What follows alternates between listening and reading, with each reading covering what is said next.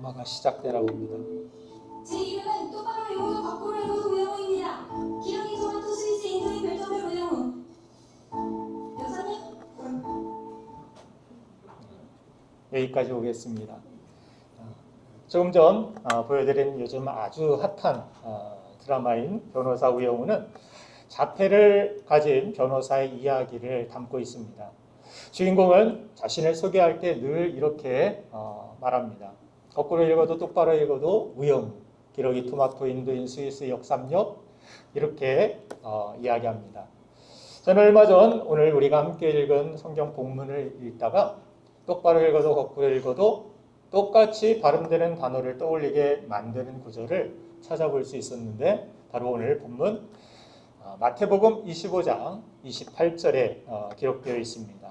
우리 함께 읽어보겠습니다. 시작. 그에게서 그 한 달란트를 빼앗아 10달란트를 가진 자에게 주라. 29절까지 읽겠습니다. 시작. 무릇 있는 자는 받아 충족하게 되고 없는 자는 그 있는 것까지 빼앗기리라. 아멘. 자, 이 구절에서 우리가 떠올릴 수 있는 단어는 빈익빈, 부익부. 거꾸로 읽어도 똑바로 읽어도 부익부, 빈익빈. 자, 여러분들은 이 두 단어 속에서 어떤 삶을 살아가고 싶습니까? 이 사회는 돈이 돈을 벌어오고 소위 금수저가 아니면 기회조차 갖기 어려운 시대를 우리가 지내고 있습니다. 소위 빈익빈, 부익부의 사회 구조 속에서 우리는 살고 있는 것입니다. 이런 사회를 바라보는 맥락에서 오늘 본문이 들어있는 28절만을 떼어놓고 본다라면 오해의 소지가 있습니다. 주인이 먼 여행에서 돌아와서 한 달란트 받은 사람이 가지고 있던 그 하나마저도 빼앗아서 10달란트 가진 사람에게 주라고 명령하시는 것을 봅니다. 이 모습을 보면서 우리는 하나님 나라도 세상 나라와 다를 것 없는 부조리하고 딱딱한 그러한 팍팍한 나라로 오해할 수가 있습니다. 게다가 너무 잘 알려진 이 달란트 비유의 말씀이어서 그런지 그만큼 실제로 잘못 이해가 되고 해석되기도 하는 말씀이기도 합니다. 예를 들면 달란트를 영어로 탤런트라 그렇게 해석을 해서 마치 재능의 문제로 해석되는 그러한 경우가 있습니다. 이 탤런트는 물론 이 어원을 이 달란트에서 따오기는 하였지만 예수님께서 우리에게 달란트는 탤런트다, 재능이다, 이것을 설명하시기 위하여서 이 비유를 우리에게 말씀하여 주신 것이 아닙니다. 그래서 재능의 문제로 해석을 할 때 보통 하나님께서 각자 재능을 우리에게 나눠주셨는데 재능을 잘 사용하면 결국 칭찬을 받고 잘 사용하지 않으면 찝찝한 곳으로 우리가 쫓겨 슬피 울며 일을 가는 그러한 삶이 될 것이다라는 그러한 해석을 많이 합니다. 그런데 사실 오늘 본문을 잘 이해하려면 앞뒤에 나와 있는 연결되는 내용과 함께 이해해야 합니다. 오늘 본문의 앞에 나온 내용은 신랑을 맞이하는 10처녀의 비유를 예수님께서 말씀하셨습니다. 그리고 이 본문의 뒤에 나오는 내용은 주님이 오실 때 양과 염소로 나누게 될 것이다라는 말씀입니다. 오늘 본문을 달란트 비유를 포함한 연결된 이 내용의 핵심은 말세를 살아가는 우리들에게 다가오는 심판의 날을 우리가 어떻게 준비하며 살아야 하는지를 비유로 주님은 설명해 주고 계신 것입니다. 오늘 본문을 포함한 연결된 이 내용의 가장 큰 핵심은 종말이라는 내용입니다. 주님이 반드시 이 땅에 다시 오실 것이다. 이 비유들에 나오는 신부를 찾으러 오는 신랑이나 결산하러 오는 주인은 다시 오실 예수님을 우리에게 가르쳐 주십니다. 이 예수님은 이미 한번 이 땅에 오셨죠.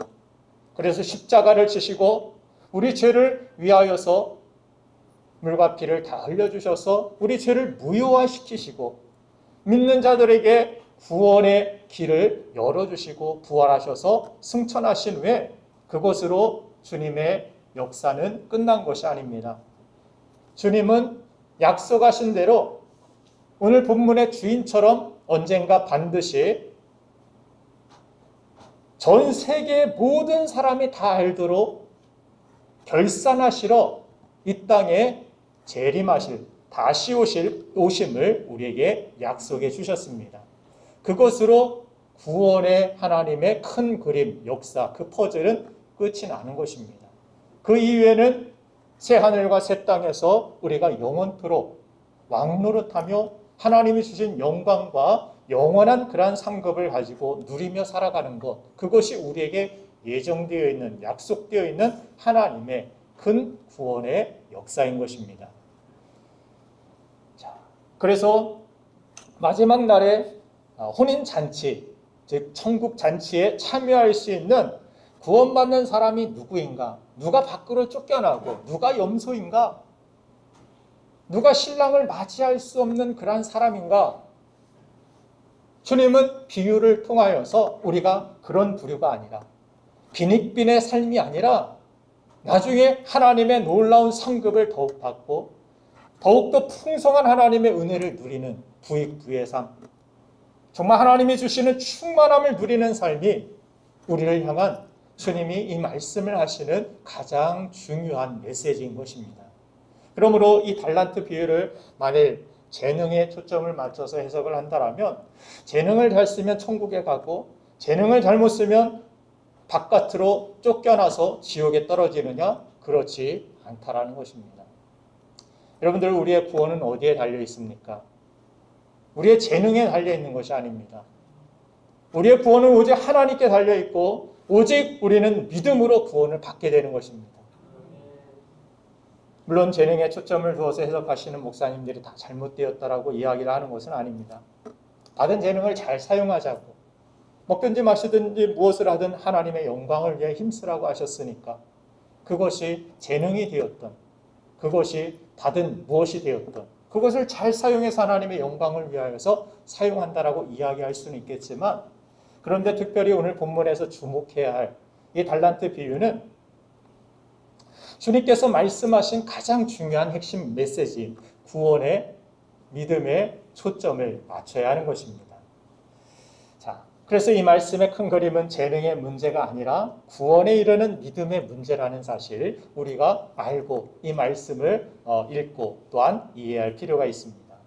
오늘 본문은 우리가 구원받고 상급받을 만한 믿음이란 무엇인지, 그 천국 잔치, 주인의 잔치 즐거움에 참여할 사람이 누구인지 이것을 우리에게 보여줍니다. 특별히 오늘 본문에서 주목할 것은 달란트를 받은 종들의 반응입니다. 5달란트와 2달란트 받은 사람은 어떤 반응을 보이고 있습니까?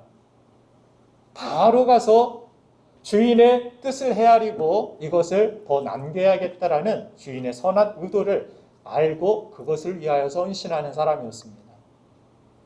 그런데 1달란트 받은 사람은 굉장히 소극적이다 못해 부정적이기까지 한 모습을 보이고 있습니다. 부정적인 이야기를 주인이 왔을 때 많이 하면서 참 똑똑해 보이기는 했지만, 말도 잘해 보이기는 하였지만 아무 열매도 없고 주인한테 오히려 굳은 사람이라고까지 욕을 하는 그러한 자리에 서 있는 모습을 봅니다. 이 자가 어떻게 주인의 즐거움에 참여할 수 있고 이런 사람이 어떻게 하나님의 인정과 상급을 받을 수 있겠느냐, 우리에게 반문하고 있는 것입니다.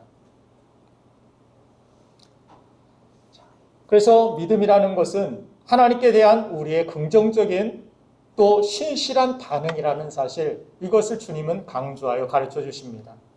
우리에게 주신 말씀, 우리가 받은 말씀과 우리에게 허락하신 이 교회와 맡겨주신 우리에게 주신 사명과 맡겨주신 우리의 가정과 자녀와 맡겨주신 직장의 일들과 받은 은사들과 주어진 환경과 상황들에서 하나님을 중심으로, 기준으로 내가 어떤 반응을 하고 있는지, 이것이 신앙생활이라는 것입니다.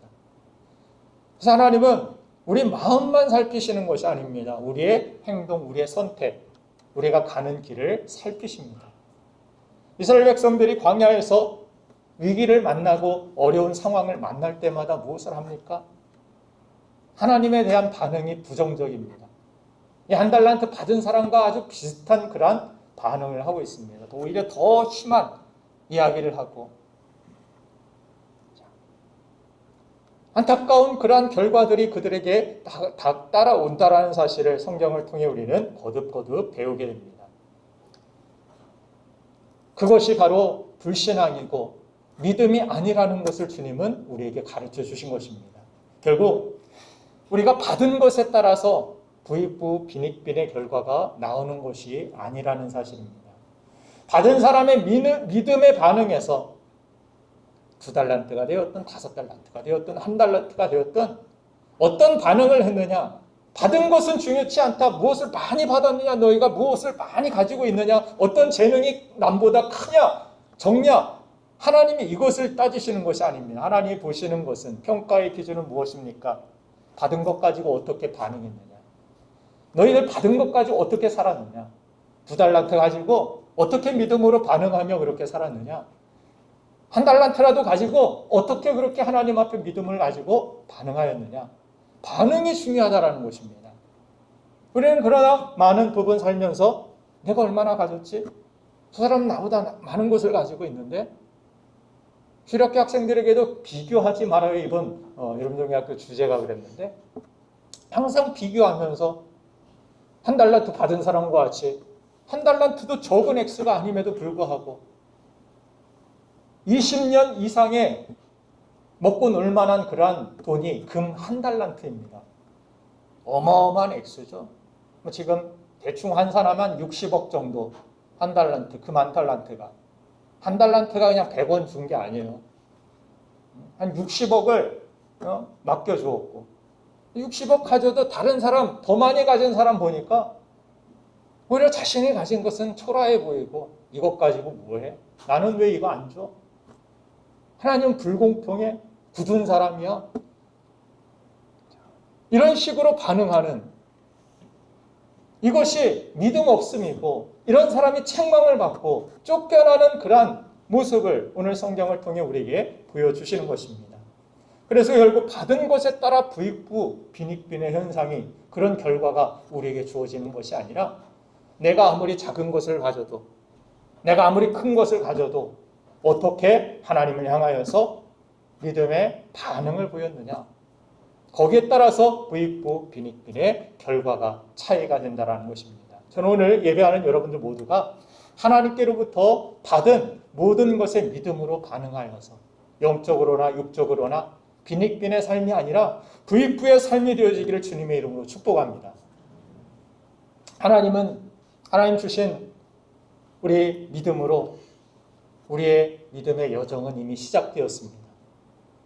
시작은 미약했을 수 있습니다. 그러나 끝은 창대하게 되는, 하나님의 인정과 하나님의 칭찬과 상급으로 가득한 천국 잔치의 삶이 여러분들의 삶이 되기를, 여러분들이 그 삶의 주인공이 되기를 주님의 이름으로 다시 한번 축복합니다. 자, 그러면 우리가 오늘 배워야 할, 하나님께 칭찬과 상급을 받았던 부익부의 삶을 살았던 종들은 무엇이 빈익빈의 삶을 살았던 1달란트 받은 사람과 달랐던 것인가? 이것을 우리는 질문해 봐야 합니다. 오늘 그 단서를 본문 16절부터 18절, 마태복음 25장 16절부터 18절까지 말씀에서 우리가 찾아볼 수 있는데, 같이 한번 읽겠습니다. 시작.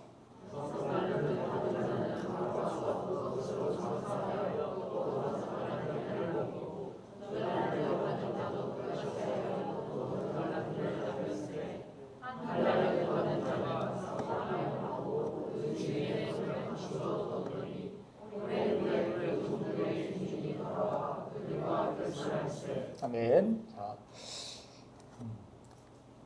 2달란트, 5달란트 받은 사람은 무엇이라고 이야기합니까? 5달란트 받은 사람이 먼저 16절에서 바로 가서라고 그렇게 성경이 표현하고 있습니다. 바로 가서, 16절에. 자, 바로 가서 달란트를 받자마자 바로 갔습니다. 그리고 그것으로 장사하였습니다.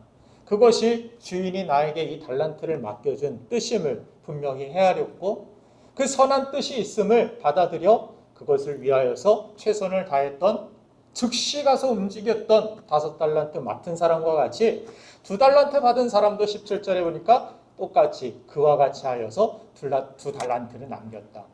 그런데 유독 1달란트 받은 사람은 18절 말씀과 같이 받은 자는 바로 가지 않았습니다. 가서 땅을 파고 그 주인의 돈을 감춰뒀더니 그 중간에 뭔가 딜레이가 있는 것 같습니다. 뭔가 많은 생각이 있었겠죠. 자기의 판단이 앞장섰을 것입니다. 왜 이걸 맡겼지? 왜 나는 적게 받았을까? 이것 가지고 무엇을 할까? 여러 가지 생각을 해보았을 것입니다. 그런데 결국 결과적으로 그가 선택한 것은 무엇입니까? 주인의 돈을 땅을 파고서 감추어두는 그런 선택을 하였습니다. 이 선택을 한 이유는 뭐 받은 거 그냥 주인 오면은 다시 돌려주지. 여기에는 주인의 마음을 헤아림도 없고 주인이 이 돈을 맡겨주면서 무엇을 하고자 했던지 그 뜻이 무엇이 있는지를 헤아리지 못했을 뿐만이 아니라 자신에게 맡겨진 이것에 대한 소중한 가치를 몰랐다라는 것을 우리는 알 수 있습니다. 바로 가서라는 것은 주인의 그 애달픈 그러한 간절한 마음, 나에게 맡겨진 이것에 대한 그 가치, 나를 얼마나 중요하게 여기고 이것을 맡겨주었는지 그 선한 의도를 무시한 채 살았던 사람이 바로 한 달란트 받은 사람이었음을 성경은 말씀합니다. 이것이 바로 불신앙이라는 것입니다. 사도행전 14장 9절 말씀을 보면은 바울이 그런 이야기하죠. 말하는 것을 듣거늘 바울이 주목하여 구원받을 만한 믿음이 그에게 있는 것을 보고 그를 일으켜주는 그러한 모습을 성경이 기록하고 있습니다. 구원받을 만한 믿음이라는 것이 무엇입니까? 자세히 설명하고 있지는 않지만 바울이 전하는 그 복음에 대충 듣고 그냥 판단하고 자기 생각만 하다 흘려버리는 이러한 사람은 절대 아니었으리라 생각이 됩니다. 아마도 그 말씀을 들을 때 여러분들처럼 정말 집중하여서 그 말씀 하나 흘리지 않으려고 이 말씀이 내 삶을 바꿀 수 있고 이 말씀이 내 인생에 정말 최대의 기회가 될 수도 있고 하나님이 나에게 이 사람을 만나서 이 말씀을 듣게 하신 것이 나 인생의 가장 큰 복이 될 수 있다라는 사실, 이것을 믿는 그런 믿음의 자세, 반응의 자세, 이 반응이 달랐다라고 저는 그렇게 생각을 합니다. 말씀을 받는 그런 태도, 말씀에 대한 그의 반응, 그 말씀을 가지고 그렇게 살아야겠다라는 그 사모함과 결심과 의지를 세우는 그런 태도를 이야기하는 것입니다. 쉬운 말로 그래서 믿음이라는 것은 하나님이 우리에게 허락하신 것을 나도 귀하게 여기고 중요하게 여기는 그 태도, 그 반응, 이것이 믿음입니다. 성경은 이것을 하나님을 경외한다라고도 그렇게 말씀해 줍니다. 하나님을 중요하게 여기는 것, 그걸 아주 소중히 여기고 조심스럽게 정말 중요하게 간직하고 반응하는 그 태도, 그것이 하나님을 경외하는 것이죠. 이것을 믿음이라고도 하는 것입니다. 복음을 우리가 달란트로 볼 때 하나님 나라의 복음을, 말씀을 우리 모두에게 하나님 맡겨주셨습니다. 그런데 누군가에게 이 복음이라는 것은 아주 귀하고 나의 인생에 무엇과도 바꿀 수 없는 보배로운 것이고 마치 밖에 감추인 그 보화를, 밭에 감추인 보화를 발견하고 나서 기뻐하는 것처럼 그 모든 것을 팔아 그 밭을 살 정도로 귀하게 여기는 그 복음의 가치를 지닌 사람이 있는 반면에 어떤 사람은 이 복음이라는 것은 아주 하찮고 가치가 없는 것입니다. 나에게 별 도움이 안 되는 것으로 여기는 사람, 그렇게 복음의 가치가 가볍게 가지고 있는 사람들도 있다는 것입니다. 이들은 아주 복음에 대하여서 소극적일 수밖에 없고 냉소적이고 그래서 지식적으로는 복음을 좀 안다고 그렇게 이야기할 수 있지만 절대로 예수님께서 가신 십자가의 길, 제자의 길, 복음을 따라 사는 길을 가고자 하지 않습니다. 마치 한 달란트 받은 사람의 태도와 같은 것입니다. 받긴 받았습니다. 그러나 이것을 땅에 묻어둡니다. 고린도전서 1장 18절에서 사도 바울은 복음에 대한 두 부류의 반응을 이렇게 설명합니다. 십자가의 도가 멸망하는 자들에게는 미련한 것이요 구원을 받는 우리에게는 하나님의 능력이라. 십자가의 도, 이 복음이, 예수 그리스도의 그 말씀이 정말 우리의 삶에 나를 구원할 만한, 나를 새롭게 할 만한 그런 가치로 여기는 사람은 하나님의 능력이 될 것이다. 그러나 십자가의 도가 멸망하는 자들에게는 미련한 것으로 보이고, 이거 뭐 돈보다도 하찮은 것, 나에게 도움도 안 되는 것, 이렇게 여기는 사람은, 이 사람들은 멸망하는 자들, 그 길에 서 있는 사람들이 그런 태도와 반응, 그런 마음가짐을 가지고 산다라는 것을 보여줍니다. 성경은 가치를 알아보는 눈이 얼마나 중요한지를 그래서 우리에게 거듭하여 강조해 줍니다.